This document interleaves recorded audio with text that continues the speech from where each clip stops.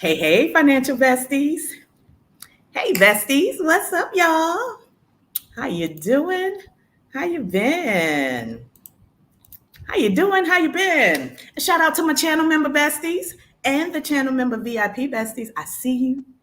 I see you, and I appreciate your support so much. But if you're joining me live, y'all know the routine. Drop some money babies in the chat, and I see some of them already. Drop some money babies in the chat. Let me know how you're feeling. And if you're watching the replay, just comment replay gang so I'll know you were here. I love it when you watch the replay, even if you can't show up live. But leave a comment so I'll know that you were here. And I always respond to my comments and say, hey, back. But in this video, this is going to be a special video, y'all. I'm so excited. I want you to meet one of my amazing clients. She's a client in the Sista Circle Mastermind. And I like to describe her as someone that embodies the Millionaire Next Door mindset. Have you heard of that book? Have you read that book, Millionaire Next Door? It's basically a book that gives examples of millionaires that are around you every day. They don't represent the typical image that you think of when you think a person is a millionaire. You might be living right next door to many millionaires. And my guest is a perfect example of it because she's so unassuming. She's so humble. She's so modest. She's so down to earth. And she inspires me, even though she's a client of mine. And she's learned a lot of financial concepts from me. She inspires me. And she inspires me because she has had so many pivots in her life. That's the best way to describe it. And life be lifing, life be happening. And she just be dodging all the things. And despite the setbacks she has experienced, despite the many pivots that she's had to make, she is still building wealth. And she's building wealth and building an impressive portfolio by following very, very simple but smart investing principles. And she does it without sacrificing joy. That's the most impressive part to me. She does it all without sacrificing joy. And I cannot wait for you to meet her. But before we get started, if you're new to me, hey girl, hey. I know my guest may have invited some of her friends to join us. So if y'all are new to me, hey girl, hey. My name is Malika. I'm a money coach and I'm the founder of Fabulous Financials. I was a single mom that spent almost 10 years on welfare. But after learning how to invest in the stock market, that was my path to financial freedom. And I retired early in my 40s. Now I dedicate my life. It's my heart work. I don't consider it my passion or my purpose. It is literally my heart work because I enjoy it so much.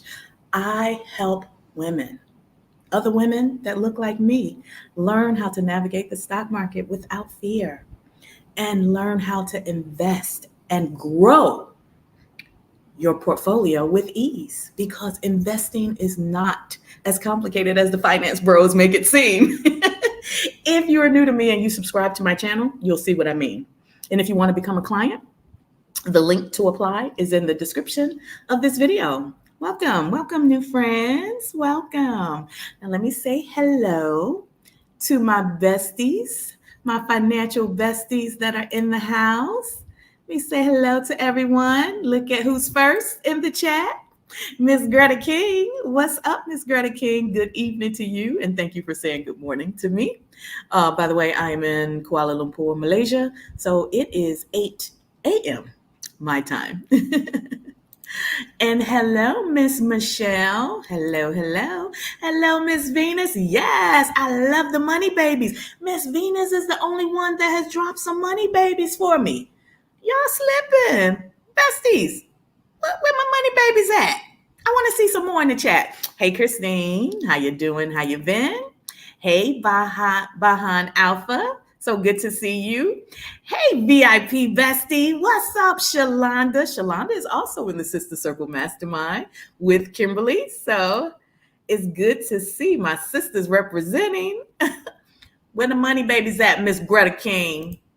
Where the money babies at? Hey, Miss Donna, another VIP bestie and Sista Circle Mastermind member. Hey, hey, good to see you and thank you for sharing the money babies. I know the VIP besties, their money babies are showing up better in the chat. They don't show up on my screen. StreamYard be hating on me, y'all. But I see you. I see you. And look, another VIP bestie with the money babies. Y'all see the money babies, them custom money babies in the chat. Yes. And hey, Chanel, another Sista Circle Mastermind member. My sisters are showing up and showing out. I love it. I love to see you. Yes, Miss Greta. Thank you. Thank you. Thank you. With the money babies. I love it. I love it. But yes, let's go ahead and get into the topic of this video. So my sister girl, Kimberly, we go way back. I'm gonna bring her on the stage. She is going to share with you all how she is building wealth without sacrificing joy. Now we're gonna get the 411 on how she does it. But besties, feel free to ask her any questions. Y'all know I'm blind, so when you do, put a Q in front of your question, please. And let's welcome my good sis, Kimberly, to our YouTube Money Lounge. Hey, hey, Kimberly. Hey, financial bestie. Yes. I love it. I love it. You are OG financial bestie. I know, way back in the blogging days. Way back in the blogging days. So let's tell the besties how we met. So we met way back in the blogging days. You had your Fabulous Financials blog. I don't know if that's the first name you started. I started with one blog, and then when I was getting married, I changed the name, going from me to we. But I don't know how we connected. I think somebody we both knew was on commenting on your blog or my blog, and we connected that way. And from then, I think the first time we met when you did your 5K through the fitness journeys and things like that. And I came up to DC because you were doing a 5K, and we came up to run with you. So much has happened over the years. But it was like early 2000s because I got married in 2010. So it was prior to that. And we used to comment on each other's blogs, and we had a lot of the same principles and mindsets and things like that. And we just connected, and what do we call ourselves? Our IBFF, internet BFF. Yes, we were internet besties. Yes. Mm-hmm. And you were so supportive to me, supportive when I was trying to start that new health journey and started running races. And you was like, yeah, I'll come to DC and run with you. I was like, really? Oh. And I remember that first race when I was getting ready to cry. Yeah, let me tell you. So it was her and another friend, Tisha. We are running with Malika. And then she saw the finish line. And I thought we were all three going to cross the finish line together with our arms up. She saw the finish line and took off and left us. But honestly, that is an example of your life as it relates to how we've moved. Because once you got into the finances, you took off. Even running, I never became a fast runner. Next thing I know, you running half marathons, you doing this, and I'm still doing my 5Ks. I might do a 10K, but you just took off, and I was like, well, you better, you go, girl. So yeah, she just took off and left us.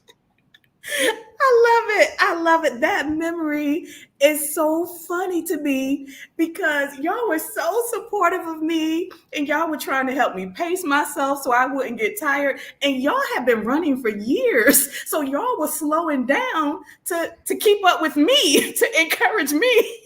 And then as soon as I saw the finish line, I was like, just left us. Took off. That is hilarious. Oh my goodness, that is so hilarious. But I appreciate you so much. I do remember those blogging days. Was your blog a finance blog too? It was not a finance blog. It was just an all-encompassing everything. But I would blog about finances. Even back then, I guess my first foray into finances, which actually encouraged me to pay off all my debt back in the early 2000s as I was teaching at my church. I used to teach a finance class at my church. And that's when I started getting involved with personal finance, took Crown Financial class back then and paid off all my debt. So when I would blog about whatever was going on in my life. But a lot of times I would touch on finances and the things that I was doing there. Yeah, and I do remember that. And that's really what blogging was back then. I wasn't an expert. I didn't know what I was doing. I was just experiencing life, starting a new career, and just writing about sharing my life, right? And it just attracted other people that was interested in money, and we just built a community. And so many of us are still friends to this day. Yes. My friends in real life used to refer to my internet friends. And then I started meeting my internet friends, and I started introducing them to my internet friends. So it was like, now we all friends. So yeah. Now we all friends. Yes. I love it. It is such a joy being a friend to you, Kimberly. And I want to thank you for accepting the invitation to be on the channel and to talk with the financial besties about your financial journey. So when would you say you started getting serious about your money? It was when I took the class at church, because one of the assignments we had, now y'all, this is way back before Excel, at least I didn't have it at home. So we wrote down all of our debt and the interest rates. And it was like a graph paper. And we wrote down what we had, the interest rates, the payments, and how long it would take to pay it off. That was part of the assignment. And I immediately saw that I can do this. I had some student loan debt. I had a car that I was leasing at the time. I just purchased a house.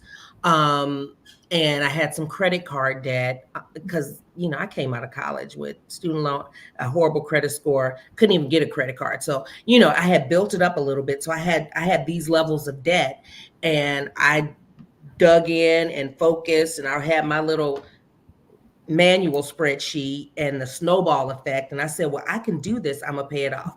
Now, one of my side reasons was because back then I desired to be a very good Christian stay-at-home mom and wanted to have children. And so part of my reasoning was I didn't want to go into marriage with debt, because I did not want to be a burden to my future husband. That's a pivot. That's part of the pivot. But it was a great motivator, because in 2 years, I think I paid off like $43,000. I know $35,000 of it was student loan debt alone. I know that seems small now. That seems $35,000. Yeah, but if you think about what people graduate with now, student loan debt. Oh yeah, yeah, 6 figures. Right. So $35,000 of it was student loan debt. I remember that clearly. I was leasing my car, and I realized this is a good car. So I did the whole, okay, what I'm gonna do is I'm gonna get partial car loan from my credit union, and then I got a 0% interest payment transfer on my credit card. I was moving stuff. You was hustling. Yeah. So it was probably more than 43,000, because if I had 35,000 of student loan debt, and then the car, I know was more than 7,000, and then there was some credit card debt. And I dug in and I paid it off. Was it maybe about 2 years? I had to pivot a little bit, because at that time my nephew came to live with me, and we found out we need to put him in private school. And I remember thinking, I was so tunnel vision focused on that I can afford it. And then I said, no, I can't. So I paid for him to go to private school. So it probably took me maybe 2.5 years, but I had paid it off by the time I was 33 and a half. That was the first time I was consumer debt free. It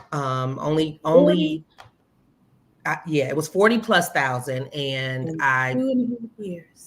Yeah, it was about 2.5 years, because I had bought my house. I was 30 when I bought my first house. And so it was after I moved into that house that I did that. So yeah, so I paid it off, and that was right around the time that I pivoted with one of my besties. My long friends had finally convinced me to start traveling and stuff like that. And so at this time, I had a lot of disposable income. I was maxing out my 401k, everything I could, that sort of thing. I kind of wish I knew the principles and was also investing on the side, but I had maxed it out. So I had disposable income. So that's when I started living life. And Ah. that's how I got to that point. Yeah, but before we get into that, the debt, you paid off $45,000 of debt in just 2.5 years.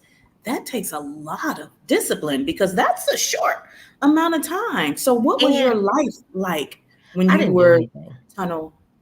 So I wasn't, again, I was very straight laced, and all I did was go to work, go to church. So I didn't travel. This is the old Kimberly, y'all. Yeah. Don't look. All I did was go to work, go to church.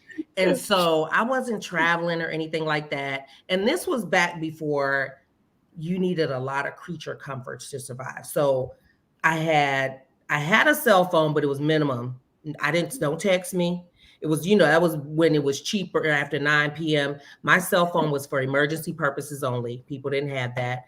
My landline was basic. If you called me and I was on the phone, you got the dun, dun, dun. I wasn't doing call waiting. I didn't have cable. I didn't have internet. I really kind of pulled back to where the only expenses, I used to cook. Malika, I used to cook. Kimberly, you don't cook. I don't. I don't I believe that. I did back then. I did. I was cooking. I would go to work, go home, go to church. That was it. And if I went out to eat, it was a treat after service on Sunday, and I would go to breakfast by myself with my Sunday newspaper, and I would clip coupons so that I could go to the grocery store, so that I could cook. And you were in your 30s. I ain't like somebody in their 50s. But look, now that I'm in my 50s, I'm rolling. I'm out here like I'm in my 30s, though. Right. Right. So it was worth it. It was worth that temporary sacrifice. I was bare bones. And my one friend was always like, let's go here. And I was like, I can't. Nope. Let's not do it. Wow. So, wow. But you don't live that kind of life anymore. You mentioned a pivot. Well, which pivot was first? I think the first. You've had so many. Right. So I think the first pivot was after I had my nephew living with me and understood the demands of parenthood. I started thinking, this whole desire to be a stay-at-home mom might not be for me. And my one really close friend who's, one of my besties now, that was trying to get me to travel and do things, she pressured me. She was like, okay, especially after I had paid everything off. She was the one that got me to get my passport and my first international trip. I got a taste of that. Shout out to the bestie.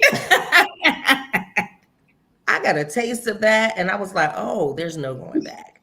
So look, if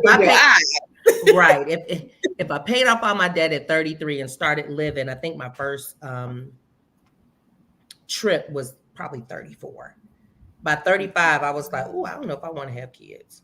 I'm trying to live this life. Wow, it changed your complete life perspective. Your whole purpose of getting out of debt was to be a mom and a wife. Wow. Yeah, and all of my 20s, because now I'm in my 30s. So from when I graduated college to I graduated, I was 24, a little late, but that's okay. From 24 to 34, I was really just work, church, whatever. So I was, don't get me wrong, I was living the life thinking I was going to get married and have some kids. But then when I started stepping outside and seeing what life had to offer, because when you started being worldly, Lord forgive us. When I got a little taste of what was out there. But I still, to this day, I lived my life in such a way that I didn't want to have a lot of expenses. Like, I would never buy a very expensive car, my starter home or whatever. I don't do the fashion stuff. And what I spend my money on is things like travel. So keeping my obligations low. That's where I started that. coming from a life of lack, but even when I started to have a little financial freedom, I didn't want to be tied down. I wanted always to be able to have some disposable income. And I started learning the other pivot is through work and the stresses of work. I wanted to have and what I called an FU fund, where if I needed to, I didn't need this job. And part of that was, of course, saving and also not having a lot of obligations where I have to work. And so that became my mindset because, you know, you grow up, get a good job, make good money. Yeah. But if you're not loving life and you're stressed out during that process, how is that a good life? And so I recognized that early. And you know, of course, I was blessed in that I was making good money. So that helped get me there. What did you do for a living to make the good money? What do you do?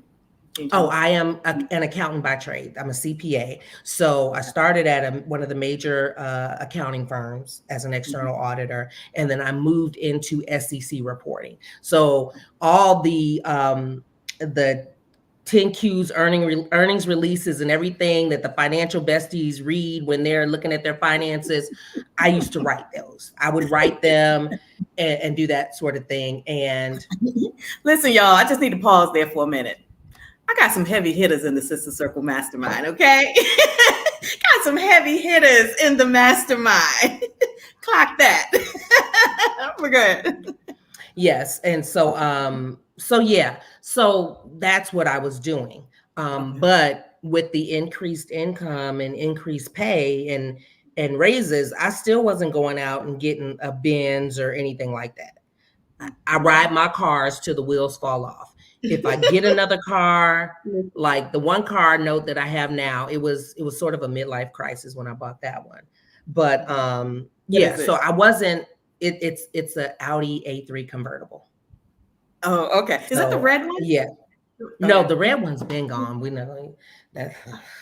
That's okay. We're gonna talk about that pivot later. I remember that's a sore subject. Yes. So so even that so I've never and even now, my rate is low and my payment compared to what car payments people are paying now is low.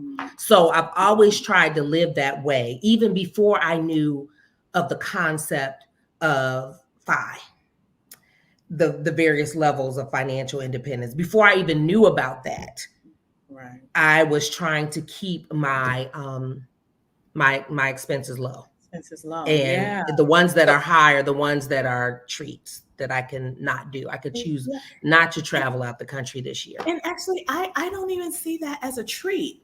You spend your money on what you value, right? You could be driving a Mercedes. You could be living in a big old mansion. You could be doing those things in order to present to the world the appearance of financial success. But you choose not to. You choose to limit your expenses. And what that does, it gives you the freedom to do all the things that you want to do. It gives you the freedom to say, I don't need this job because I ain't got no bills. Right. So keeping your expenses low is not really about deprivation. It's about making space for the freedom to do what you really want, which is travel. Which, by the way, sis, you always in these travel streets. You travel more than me. That is not true because you live the travel life. Do you even have a home? What is home? That's what I want to know. So you take more trips than me. I'll say that. You are always going somewhere. I love it. Yeah. So as your income increased, as your career progressed, you started earning more. You did not increase your lifestyle. There was no lifestyle creep. You kept your expenses low. Yes. But you also still bought some material things that were meaningful to you. You bought your midlife crisis car. Was that what you would consider that your dream car? I always wanted a convertible. And it was a need at the time because I needed now I still have my 2006 SUV, which I bought. I remember when I bought it, I think we were blogging or anything. We went through this process. I remember going through this process with you because I, shopped online, got the loan from my credit union. Back then it was the early 2000s high yield savings account. And so at that time, I shared my spreadsheet on how to figure out the actual cost of the car and how to negotiate the car. And yes, I remember that. I did all that. And I had enough money in my high yield savings account to buy the car at the time. But the interest rate that I had on the car was less than the interest rate I was earning on my savings account. So that was the first time since I had paid off all my debt that I actually got more debt. And that's when I bought my SUV, 2006 Acura MDX, because the other car was old. I was living in Houston. Everybody had big cars. And then also I knew in Atlanta, the streets get flooded. I need to be able to get through without flooding out my car. I need to be up. So that's when I bought that car. And then kept that, paid it off probably in 2.5 years. Yeah, I paid that off real quick. And even with that new debt, what I hear is that you were replacing a car that had already lived its life. So it was an actual need. And even when you replaced the car, you were strategic in what you purchased, and you made sure you got a good deal and a good rate. And because the rate was so low, it made sense to take on the debt versus just buying it in cash. So you were very intentional about going back into debt. And that's how debt is used responsibly. So I like that. Yeah. Thank you for doing that. So this car, though, I needed another car. I've pretty much since then always had two cars, one that was newer and one that was like a backup. And we're not going to talk about what happened to the red car, but after I got married and divorced, I had another smaller car. This is because gas prices are high. My car takes premium. I need something that takes regular gas. And I had a long commute for my job. I was going 54 miles one way for my job. Oh. So that's when I got that car. I paid for that with cash, got that car, paid for it with cash. But it was a very small car. Leading up to what I call my midlife crisis car, that was when after my uncle had passed away and I was driving back and forth from Atlanta to North Carolina to take care of my aunt who had dementia.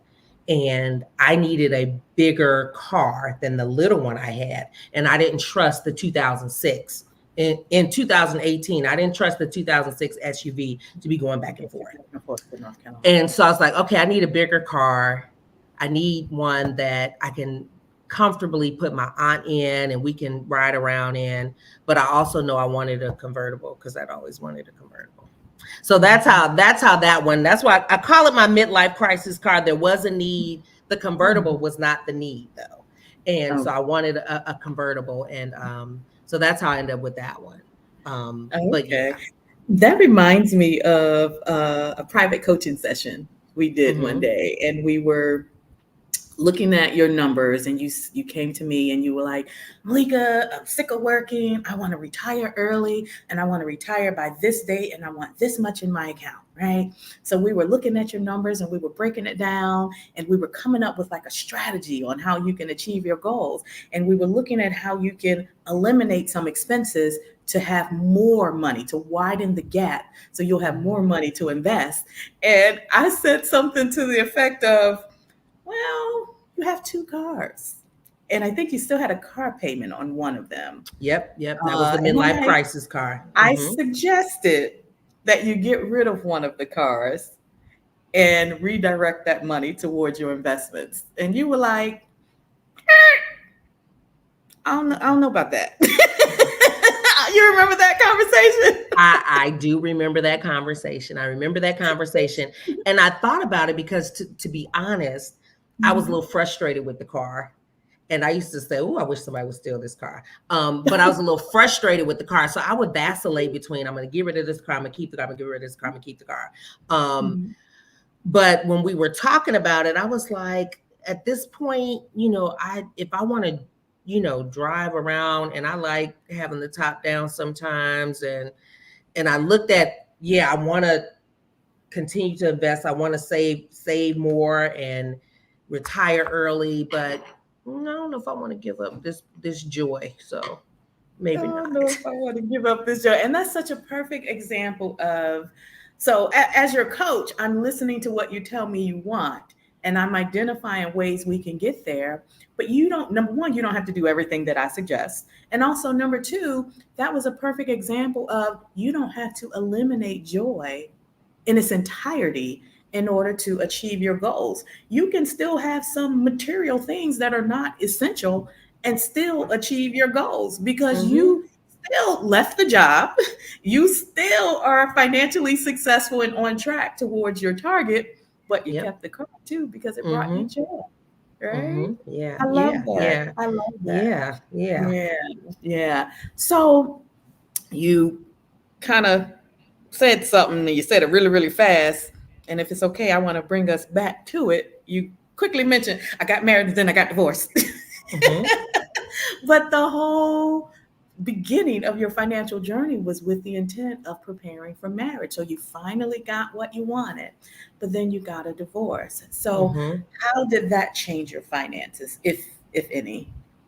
So when I met my ex-husband, I had just moved back to Atlanta from Houston. At this point, I'm, again, maxing out my 401k. I'm saving, saving, saving. I had a habit of keeping, which probably, may not have been as smart in terms of investing, but I used to keep like 50K in a savings account. Um, Ooh.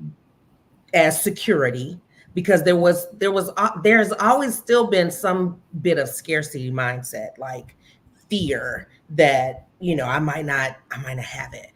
And when I met him, I was at the probably the best place I'd ever been financially. Very good Ooh. job when I moved back to Atlanta, making good money. Good. um Mhm. Health wise, I had, when I lived in Houston, all I did there was go to work, go to church, and work out. Now, don't get me wrong, I would come back and forth to Atlanta, but when I was in Houston, work, church, work out. And Wow. so physically, I was, where I, probably not the healthiest I've ever been, but I was in a Mhm. good place. You was at the peak. Yeah. Yeah. I would say I Mhm. was at the peak. I was Mhm. approaching Mhm. 40. Well, I was 38 when I met him. But anyway, Mhm. so we got married. Okay. I was the primary breadwinner.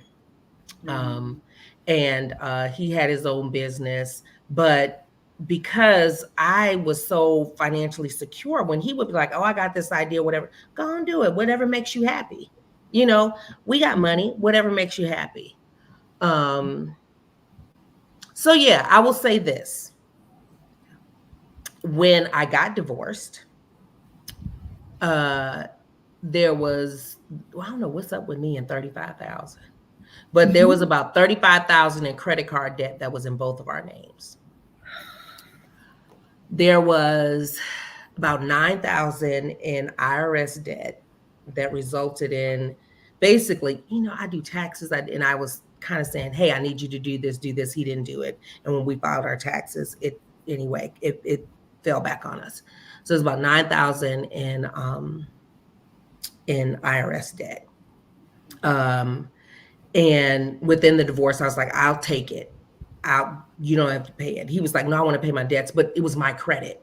And I didn't trust that he would pay it on time, Oh, because okay. Yes. Yes.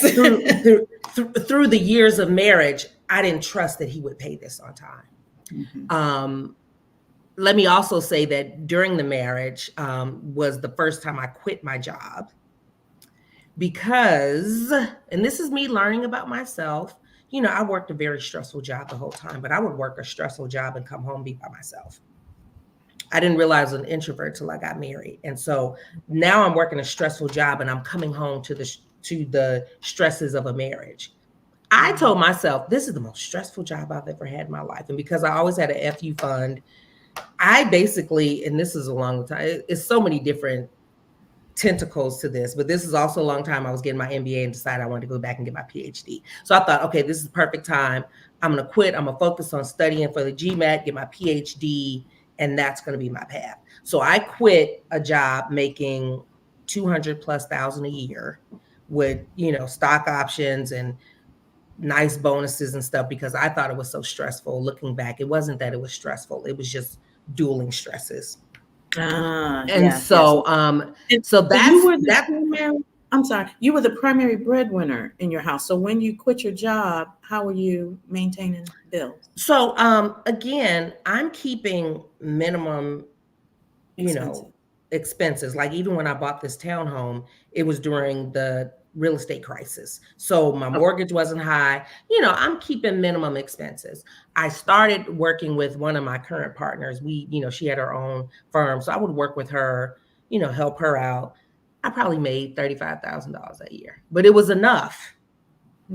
Okay. Based on how I lived. So yeah. And then I had my savings. I still was keeping a certain amount of savings. I had, even though I was in school, I didn't get any debt when I was in my MBA program. I would sell some of my stock options, paid for all that. So I, no debt there. So, and he was bringing in some money.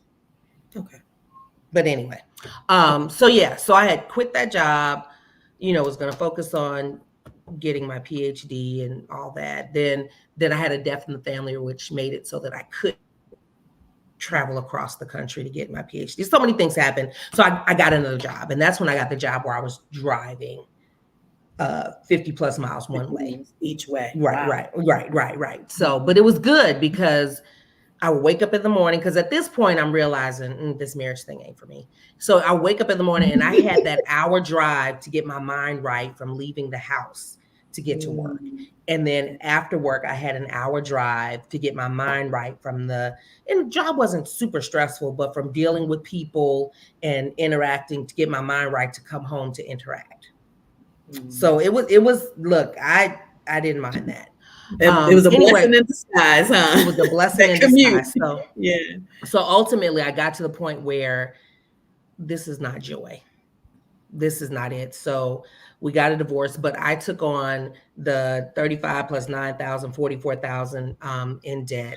Thankfully, he did not get an attorney because, with my retirement funds, with the equity in the home, he could have gotten quite a bit of money, but he did, I don't want to say bully me into paying him to sign the divorce papers, because he would send me Ring doorbell video of the process server coming, ringing the doorbell, and he would send me Ring. He would do things like that. I would get video. He was like, "Was this you?" And my attorney was like, "Well, we can keep serving him, but you're going to have to keep paying." And I finally was like, "What do you want?" He told me he wanted some money.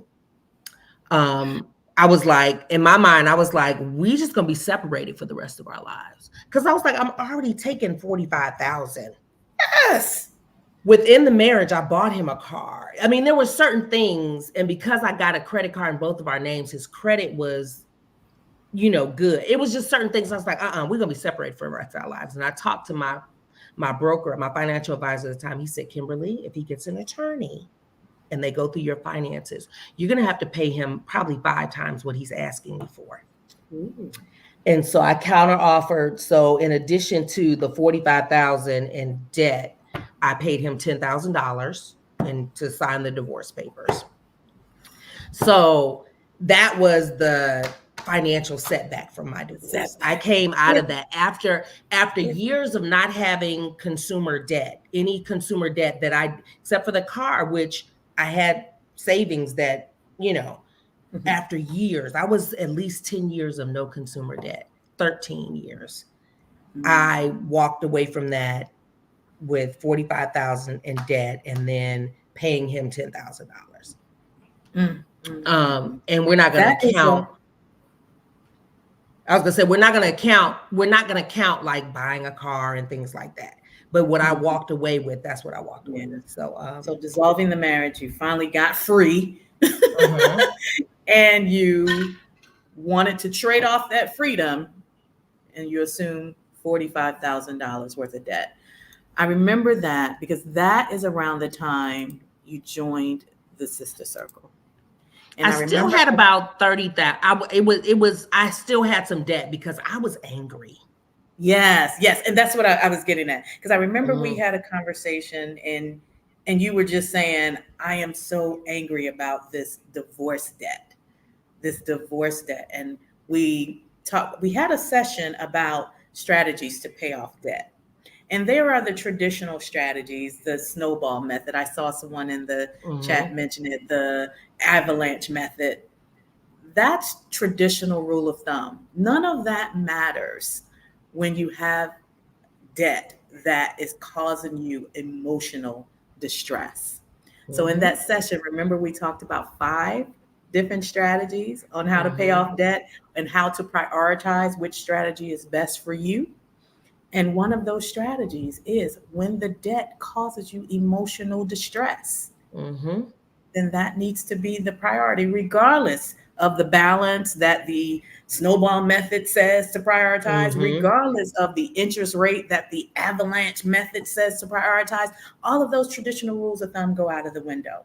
So, as a financial coach, when I give guidance, it is tailored to you specifically and what you need. We don't follow what the book says. We don't follow Mm-hmm. what the rule of thumb says. If all of that was easy, if all of that applied to real life, then everyone would be out of debt because the Right. books say it, the Right. internet gurus say it. Real Mm-hmm. life is real life. It So is. we It need to is. figure out a way to get that debt paid off that was meaningful to you in your Right. life. So that And became and the priority. and the greatest benefit I got from the Sister Circle and your coaching, because I'm an accountant, CPA, blah blah blah, and outside of learning Yeah. about investing, Right. was the money mindset. Yeah. The money mindset, not beating yourself up. Because I would look back, I would sit there and I would look at where my finances were on this day, and then I would look at where my finances were before I got married, and I would get angry with myself and I would Yes. beat myself up. And we would have sessions. I remember we'd have sessions and I would cry because it was like, you got to get your mind right to get for real change to happen. You got to get your mind right. And I had to stop talking about it, be about it, stop being so angry. But that also helped me to pivot into the first time I paid off my debt. I was like bare bones. Now I've learned to live life. I was beating myself up and I realized I cannot reestablish the joy in my life and totally cut out everything while I'm paying off this debt. No, no. So I continue to live what I love, Yes. and while I paid off that debt. But Yes. it was an emotional, spiritual journey that I had to go Mhm. through, and the Mhm. Sister Circle helped me through that, because Yes. I could do my spreadsheets. I had spreadsheets, but even I Yeah. would look at that spreadsheet and be angry. I would And be get mad angry. again. I would Personal get angry finance, again. personal finance is so much more than the numbers on the spreadsheet, Hmm. right? It's so much more than the numbers. If it was that easy, everybody would be financially successful, right? Right. Oh yeah, you being in the Sister Circle, it's like we were so happy to just love on you, Hmm. and to help you through that challenging moment. Another memory, big memory that I have when we first started working together is once you mentally accepted, okay, this is the situation, this is what I need to do, and you started giving yourself grace, then there was kind of like a little light glimmering. We started, seeing light and started redirecting our focus towards your ultimate goal, which was early retirement. And Hmm. I remember, and correct me if I'm wrong, but I remember having a conversation with you, and you were like, "I want to retire early, but I just don't see it. I just don't see how it's possible because I have this, I Hmm. have that, I do this, I do that, and all these things." And we ran the numbers, and I showed you what was possible, and I showed you that you can actually do it sooner than you Hmm. anticipated. You was like, "Wait a minute, for real?" Yeah. Yeah, let's talk about that. How you realized that your goal was within reach and it was realistic. As a numbers person, Uh-huh. I just needed to see it, Because again, numbers person, spreadsheets, things like that, putting things out there. Once you see it, scripture says, write the vision, make it plain so you can run with it. And once I saw it, it was like, I can run with this. I can make this happen. It definitely can happen. And then when we went through the sessions of the 5 different types of financial independence, yes. I realized, okay, I'm already at 2. Barista-fy and what is it? The skinny 5. What is it called? Wait, I don't. I have my notes on right here. But I don't even remember myself. But Barista-fy and the skinny 5, whatever. When you cut it in half, it's like when it's based on like if I cut out, because y'all, I have season tickets to the football. I travel. I have basketball ticket. If I cut out things like that, and it was based on my mortgage, Lean 5. Thank you. Someone 5. In the comments helped us. Thank you. She said skinny 5. I'm like, oh no. I realized that I'm already there for both of those, and I could make it work. So seeing that and knowing that I can make it work is what helped me to quit my job this last time. Okay. And this last pivot. Bomb. So you said, I'm done with this corporate job. I'm done. I have the reputation with my friends is Kimberly will quit a job. And I will. But you this time your mental health. That's what I call it. And this time it was more strategic because the work that I did was calendar driven. And what made me realize it was all my friends, I had my 50th birthday, and the first realization was one of my besties, her birthday is during third quarter close. And for her 50th birthday, I was like, dang, I can't go. I can't go on the trip. And ultimately we made it, and I was like, I'm going to go. And I was like, I'm going to go. We'll see what happens. And it was fine when I went. Now, my superiors weren't happy about me being gone, but ultimately I didn't need to be in the office. So I went on the trip. While we're on that trip, my other current business partner, we were talking about her birthday. Her birthday is March 30th, which is always first quarter close. And it's real tight because we will be ending year end and all that reporting and annual report to go and roll into first quarter close. And I remember saying, April, I don't know, what are we doing? Because I got to look at first quarter calendar. And it was then I said, nope, I'm not doing this. I plan to be away from that job by then. Because I recalled even talking to my chief accounting officer, we were both talking about how we'd never been to Mardi Gras. And I remember her saying, I guess I'll go when I retire. And I was like, that is not, no, I can't live like that. I'm not waiting until I'm 62 to go to Mardi Gras.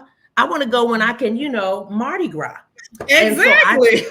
And that's when it was October of 2022, when I started thinking, okay, come May of next year, I don't plan to be working for this job. I didn't know what I was going to be doing, but I thought I was going to go back into consulting myself, things like that, doing contract work or whatever. But it was because I realized I was missing out on very important aspects of my loved ones' lives because of my work calendar. Birthday celebrations. Right. And I'm not living like that. And so it was that plus seeing that, hey, I'm already at Barista-fy. And so I could quit and kind of just do a little something to keep things rolling. Make a little change. Right. So I, went down the path to do that. And then that's when friends, my 2 besties were like, why don't you join the partnership? So that's where I am now. My 2 closest friends, 2 of my closest friends, 3 Black women CPAs. We have a small business consulting firm specializing in small to medium-sized minority-owned firms, helping them realize their financial dreams. Because one thing is there are a lot of people with big dreams, big ideas that make big money, but they don't know what they're doing with their money. They don't know the concept of cash forecasting. They don't know the concept of building good financial statements so that when the company's big enough and they want to get financing from a bank, what those financial statements should look like. And so that is what we do. And there is freedom in that. I say I'm semi-retired because my client load is kind of low right now. So, but you're okay with that. I'm okay with that because I'm not wanting for anything right now. You know, I am okay with that. I alluded to, wanting to go back and get my PhD so I can teach, and that not happening due to some family issues. But I'm a part-time instructor at Georgia State teaching accounting, and that is part of living what I love. Like that, when I get that paycheck, I'm always surprised because I love doing it. And and so I want to expand. If I could start teaching remotely full time, I would be showing up in Malaysia like, what we doing? You gonna come hang with me? I love it. And I love what you said, how you left corporate. It was stressful. It was keeping you from living what you love. You were compromising whether you could celebrate your friends' major milestone birthdays, and you chose joy over money because you realized I have enough. Mm-hmm. And then another takeaway I get from that is you redefine what retirement means for you. So many of us, we think about traditional retirement in our 60s and our 70s and rocking in the rocking chair on the porch. To me, retirement is choosing to do what I love to do. And even if I continue to earn money, I'm earning it doing things that I enjoy. Mm-hmm. While also making time for the travel and the other things that I enjoy. So my life is about joy, and my means of earning money is just a small subset of it, versus where we came from, our jobs were our entire lives, and our joy was a small subset. Mm-hmm. So we have redefined retirement and flipped things upside down to prioritize joy. Yes. And I love that. I love that. It. So tell me about your travels.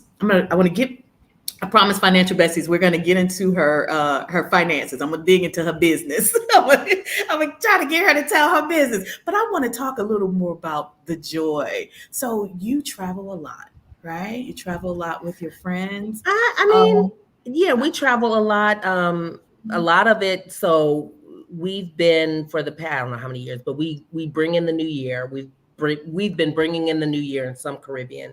We were in Jamaica for a while. But we travel to bring in the new year. We travel for birthdays. These past 2 years, I've stayed in Atlanta, but I probably did more than if I traveled. But we travel for birthdays. We bring in the new year together. Some of us, my sports besties, we travel for games and things like that. I've traveled for concerts. I mean, if there's an excuse to travel, I'm a travel. And I utilize things like, I having status on Delta and building miles and stuff like that, and using miles to pay. I'm still always now. I will quit a job and I will find a coupon deal or discount. Yes, because we ain't trying to spend more money on things that we don't value, like shipping costs. I will not pay for shipping. I don't care if shipping $5.99. I'm trying to search for a coupon code that's going to cover this $5.99 shipping, and I got $300 worth of stuff in my cart. Yep. It's the principle. It's the principle. Yeah. So I love to travel. I love the beach. I know you said Millionaire Next Door or on the beach. You stay on somebody's beach. On the beach. Yes. My favorite. And I love to see your travel pictures and your travel content that you share. And my favorite image of you, remember that meme, Financial Besties, y'all probably remember this. It's a meme that's going around with a baby on the beach, and she got on her cute little two-piece and her stomach sticking out, and she drinking her little juice box. One of Kimberly's trips, she recreated that meme. And the caption said, "You gonna get this beach body," or something like that. This beach is gonna get whatever body I give it. That's what it is. I think I have that image. Kimberly, do you have the image where you recreated it? I want the besties to see this. It's on my phone. I don't know how to get it to my computer. Let me see if I send it to myself. Okay, I wonder if but I I'm gonna could. show y'all the meme just in case you don't remember.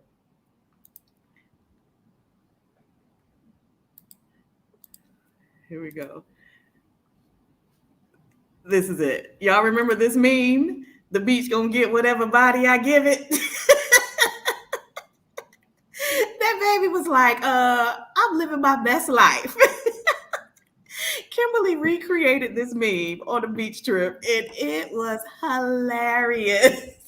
So Yes, all my friends didn't know. I went to the grocery store and I got some juice box. And I already had a pink little tankini. And we went out to the beach. One friend knew I was going to do it. And I had put a little braid in the front of my head like the baby had. And I meme and let's see if I don't, it's hard texting something to yourself, emailing, texting something to yourself. So I don't know if I could pull it up, but I'm gonna share it with you and Okay. you could share with the community. Me, yeah, I had my little lips tooted out. Yes, we did Yeah, the email picture. it to me Yes. and I'll pull it Okay. up on my end. But Yeah. yes, that was so funny. So how many trips would you say, like including your sports trips, because you a Atlanta Falcons fan and you don't miss a game. Nope, don't So miss a between your game, no ma'am. sports trips, the birthday trips, the vacations with your besties, approximately how many trips would you say you take in a year? So I really don't count the sports trip because that's usually like a Saturday to Monday, but I should. So Okay. I'll probably travel for 2 games a year. Okay. Then the New Year's Eve trip, we'll probably do at least 3. I'm at 5 for, let's say, 2 birthdays. Might be more, but let's just say 2 birthdays, at least 2 birthdays. Mhm. And one more random trip in between, let's say 6. And if we do 6 trips, half of those probably are in the US and half outside of the US. So yeah, it just, So that's like depends on what comes up. a trip every other month. And Sister Girl left corporate America and said, I want to live my best life. Yeah. Sometimes I'm like, I need to slow down. I need to stay home. But then it's like, why? No, you don't. No, you don't. For what? Keep living. Exactly. For what? Keep living. Yeah, Keep like living. Chanel said her grandfather says, do it while you're young. And look, as long as I can go, I'm going to go. Mhm. So yeah. Yes, yes, do it while you're young. Because Mm-hmm. number one, the old cliche, tomorrow isn't promised. But even if tomorrow is promised, you may not be in the best of health to be able to do it. Exactly. Like some of these things I've been doing when I travel, hiking and climbing, and when I was in Costa Rica last year and jumping out of planes, and I ain't doing that when I'm 60. You you might know, be. You might be. I doubt it because I'm starting to slow down a lot. But Yeah, I yes, am do it too. while you're young. So no, don't slow down. Don't slow down. Yeah. Yeah. But now let's get into the nitty gritty of your business. Okay. Yes. So Get as in you my were business. sharing some of your story, which I think is an amazing inspirational story. You mentioned maxing out your 401k, um, but I'm pretty sure that's not all you do now, right? So for Yeah, years you no, not maxed that. out your 401k. So how have you built up your portfolio now? So, I will say that, I maxed out my 401k. Had I known better, I would have had more non-IRA type investments because one of the reasons why I'm not fully retired is because take where most of my money is, I would have a tax penalty if I tried to get it right now. So that is really, I think, but it's a blessing because I can still work, but so it really started during the pandemic, Okay. um, Okay. and the Sister Circle, investing in stock outside of IRAs, 401ks, that sort of thing. When the stock market had a sale, pretty much. Mhm. Mhm. And I started, doing the research on companies, making money babies. If I'm spending money with a company a lot and, it was a sale, stock prices were low. And that's when I started really looking into taking money and putting it into the market outside of these mutual funds and things I had with my 401k and retirement funds. And, I did the work. I studied, saw at that time, most of the stocks were at all-time lows. So I was able to jump into the market. And, yeah, and I'm still, doing it. The other day, though, and it's good to have friends that, you talk about these things with outside of the sister circle. It just happened to be a busy day for me. That day, was it a week and a half ago? Even your post was like, I'm ahead of the markets, when everything was like, boom. The global sell-off, yes. Right. And so I was, one of the weird mornings when I was busy, because normally I'm not. And my friend McKinney texted me and was like, girl, what's going on? What you doing? And I was like, wait, what? And I stopped and I started looking and I started putting in some limit orders and things like that. But yeah, even now, I do have that side of my investments. And again, investing in what I love, but being smart about it, not just picking a stock because it's where I spend my money. Because I looked into Starbucks, because I don't anymore as much now. But I looked into Starbucks, and Starbucks wasn't their financials are trash right now. Right. So I looked into Starbucks, but my favorite baby is Delta Airlines. Mm-hmm. And I just, they had a little bit of a sell. When they had the Microsoft crowdsource or whatever issue, I was like, oh, people mad at Delta. It's going to be a sell-off. And I was watching the stock. And it didn't happen. Then they were like, it's a class action suit. Delta's going to have to stand before Congress. And I'm watching it. Is it going to hit my limit? And it's like, we still hanging in there. But, I keep my eye on the prize, and I'm watching what's going on. My godson, I'm trying to teach him about, investing. It was funny because he wanted I don't know if you saw, I posted in my socials, he wanted me to help him buy an outfit for the first day of class. And I was like, really? College? And somebody replied to me and said, these kids are all about this drip. And I said, I want to teach them about the other type of drip. The other type of drip. Let me tell you, we about to learn about the other type of drip. But look, and let the money babies from the other type of drip pay for the outfit. Right. Yeah. So, that's where I'm going with that. And that's also part of investing in the future. Because, I don't have any kids, but, I'm going to make sure the ones that I love are set for the future. Yeah. And to me, that's the ultimate form of generational wealth, when you're passing on the knowledge. Because you can give your kids, your grandkids, your nieces and nephews all the money in the world. If they don't know what to do with it, it's going to be gone within a couple of years. It's going to stop at that generation. That's not generational wealth. Not at all. Passing the knowledge is more valuable than passing on the money. It's even better when you can pass it on together. Yes. I love it. So go ahead. I'm sorry. No. Go ahead. I was going to ask, so how would you describe your financial standing now? You've had a couple of setbacks, you've pivoted, slowed down your growth, but you're enjoying life now. So how would you describe your finances now? I would describe them as I am content, but I'm content in that, like I said, looking at the numbers, I have, there's a storm in here. I hope you guys can hear that. I know that, again, Barista-Fi and Lean-Fi, I'm already there, but I'm still working. I'm still going. I'm not stressed. But if tomorrow I got a new client that required me to work, a lot of hours, because it's doing what I love, the type of clients that I get, I'm gonna do it and put some more money away. But I would describe my financial situation right now as freedom.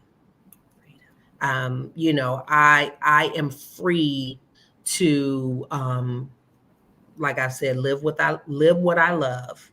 I'm by no means rich, but yeah, I would say free. I would say free.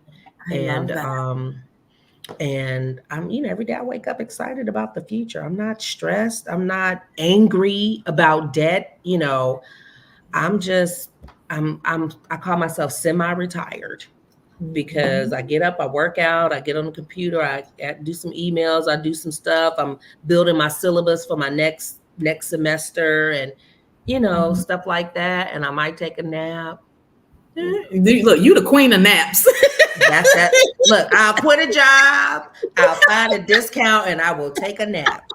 Well, take a nap. Yes. We ain't sacrificing joy around here. I love that.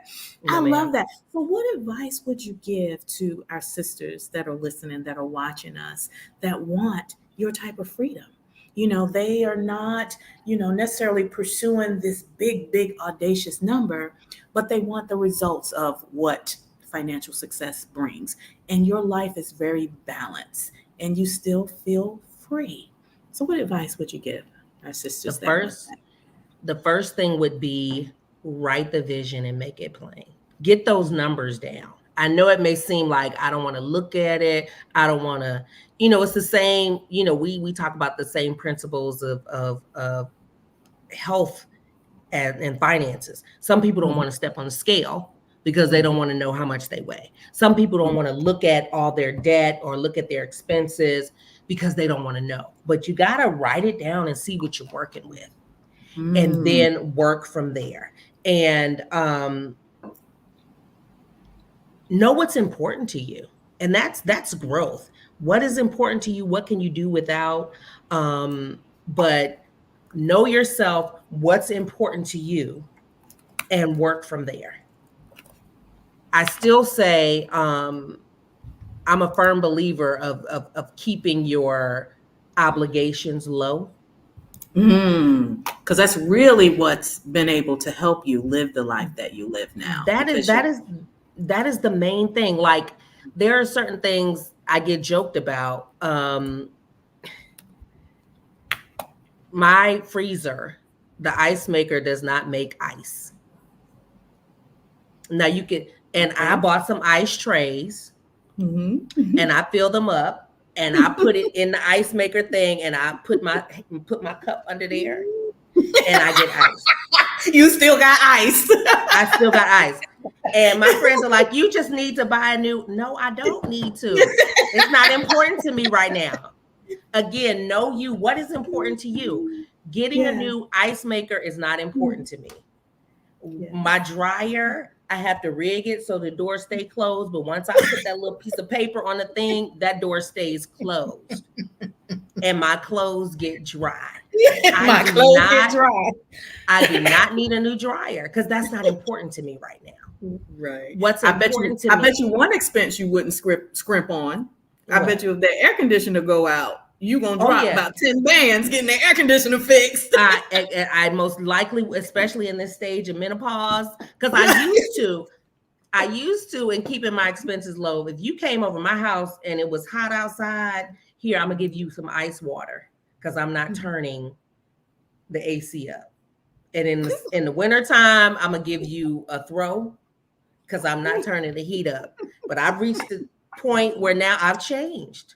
My body has pivoted, and we're going to get some AC and some heat up in this place. I've had some people say it's too cold in here. Oh, well, I will give you a throw in the summertime then. But if the AC went out, oh yes, ma'am, I'm gonna get me a new AC, and I'm still gonna be filling my ice trays to get ice. So that's right. Yeah. So and then the other thing is, know what peace is for you and always strive to maintain it. I like that. I'm going to put that on the screen too. Yes. That one is the most important to me. Know what peace is for you and always strive to maintain it. And you've given us a perfect example. You desired marriage, you eventually got married, and you realize this is not what I want. And instead of, trying to stick it out or trying to avoid shame, and, sometimes, our community, we prioritize I've been married for 20 years, I've been married for 30 years. You be like, this is interrupting my peace, leaving the job. This job is keeping me from celebrating people I love. This is interrupting my peace.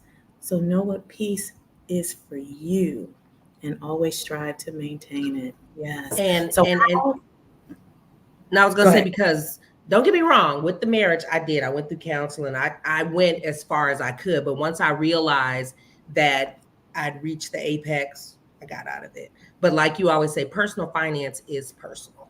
Personal. And so Yes. that's why I tried to say, know who you are, what's important to you, know what Yeah. peace is for you, Yeah. and go from there. Right, right.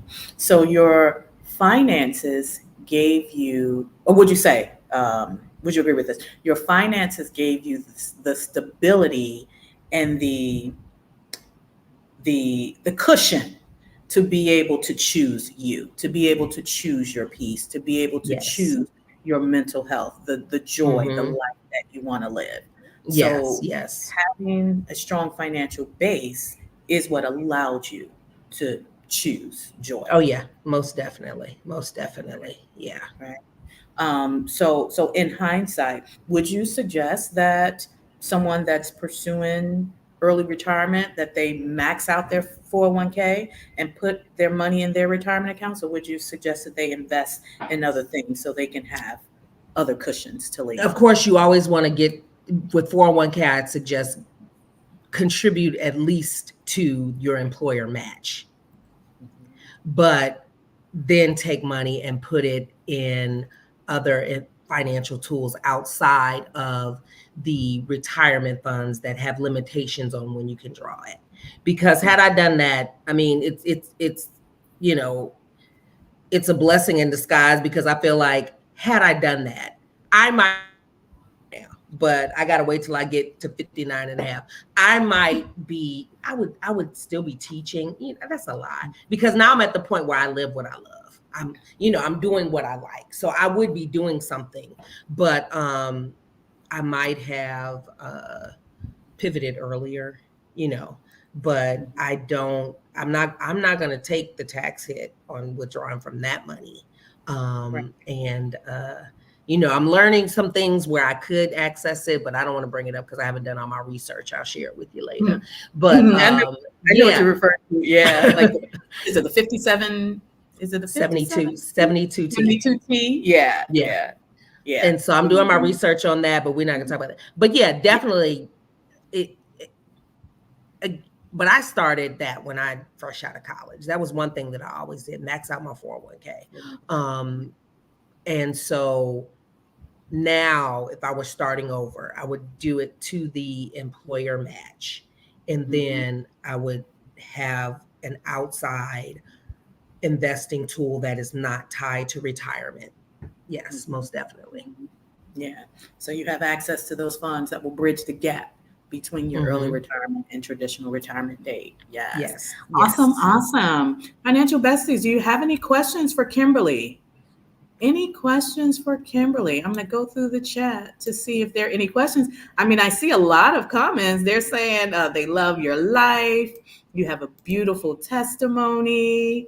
Someone else said that she's also part of the nappy ministry. Yes, So I'm let's seeing a do it. lot of comments where they're loving what they hear. Look, Shalonda said, "Ice tray is $1.25. New refrigerator, no ma'am." Mm-hmm.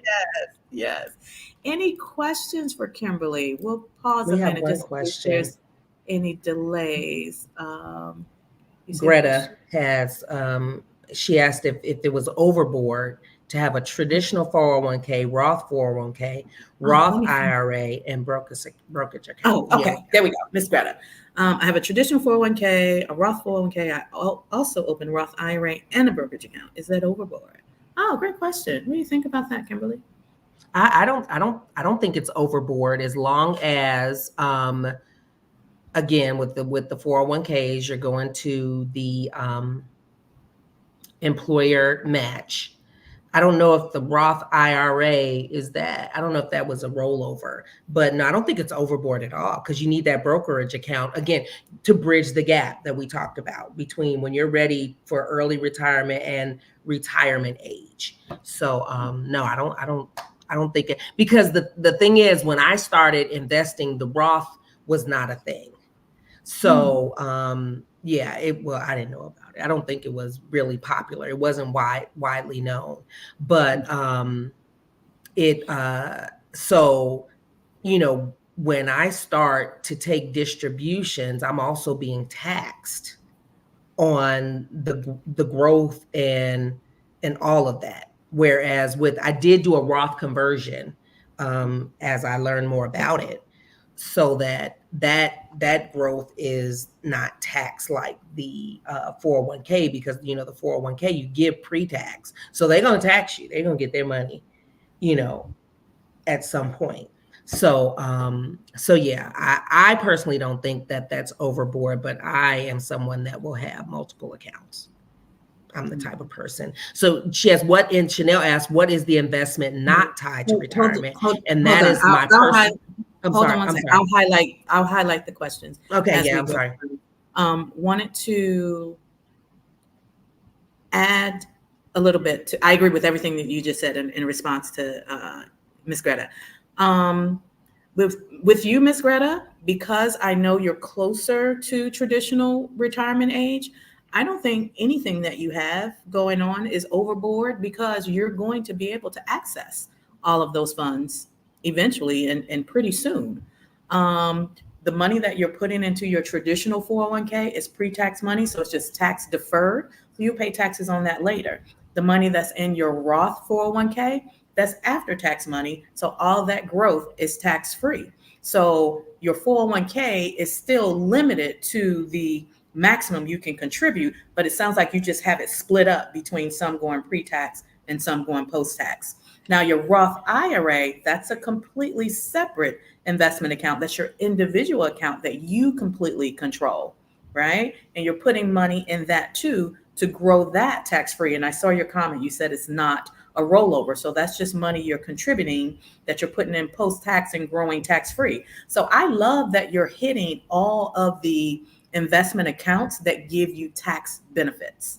And that's one of my mottos: take advantage of the tax benefits first. And that's what it sounds like you're doing. So if you're maxing out your 401k and you're maxing out your Roth IRA and you have a taxable brokerage, I love that for you, right? So that taxable brokerage is going to give you access to that money if you decide to retire before 59 and a half. I know you're a little close to retirement, but I don't know if you're 59 and a half yet. But if you decide to retire at 56, that taxable brokerage account is what's going to bridge the gap for those, couple of years before you can access your 401k and your Roth IRA. So no, I think you've hit everything that's available to you, and you're taking advantage of the tax benefits before you funnel money into other accounts. So no, I don't think it's overboard at all.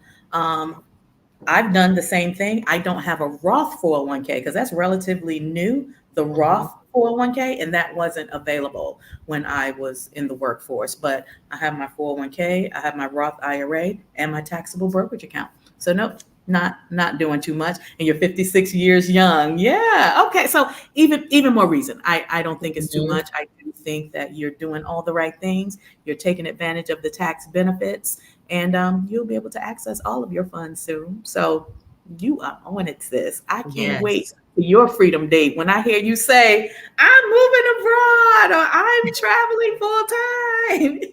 I know it's coming because you are doing the dang thing. I know it's coming. Which, by the way, a lot of financial besties, sometimes they'll ask me questions that are tax related. And you know me, Kimberly, I stay in my lane. I give them a very general answer. And then I say, we'll talk with the tax professional or talk with a tax expert. So if y'all have any tax related questions, we got a tax expert on the stage. So put those questions in the chat. No tax questions? No. I am not a tax accountant.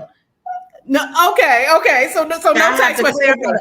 Yeah, that'd be like asking your pediatrician about your gynecological issues. Oh, I am a the financial specialty. account. Okay. Yes, please. Okay, so you Don't do ask me corporate. You more of a Yes, corporate yes, tax and some specialist. Okay. personal finance. But yeah, that's why I have to research that that The distribution rule. 72C. Yeah, Yeah. because Yeah. Okay. please, All right. yes. I take that back then. Y'all. But okay, let me get to the next question. All right. Chanel, what's up, girl? What is the investment not tied to retirement?